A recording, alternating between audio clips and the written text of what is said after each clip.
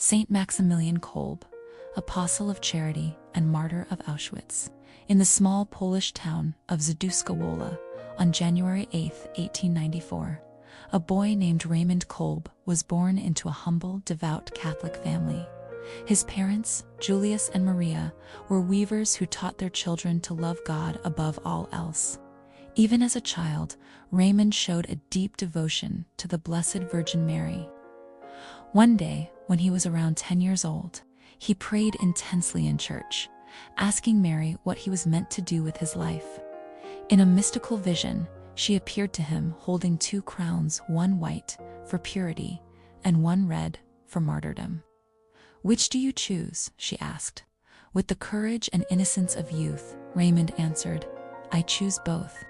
At 16, he entered the Conventual Franciscans, taking the name Maximilian.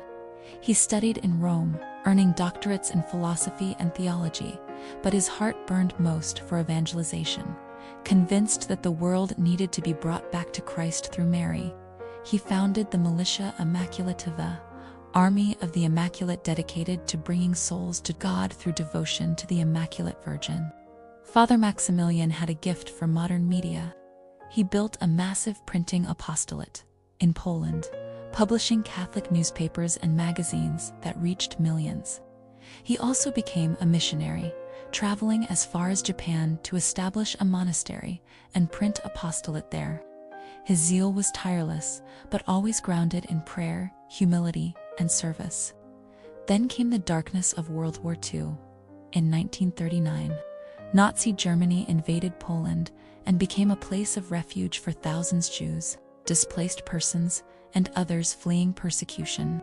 Father Maximilian sheltered them without hesitation, even though he knew it could cost him his life. In 1941, the Gestapo arrested him and sent him to the infamous Auschwitz concentration camp. There, prisoner 16,670, his assigned number endured brutal labor and abuse. But he continued to minister to fellow inmates, hearing confessions, praying, and encouraging them to trust in God. One summer day, a prisoner escaped from Auschwitz. In retaliation, the Nazis selected 10 men to be starved to death in an underground bunker.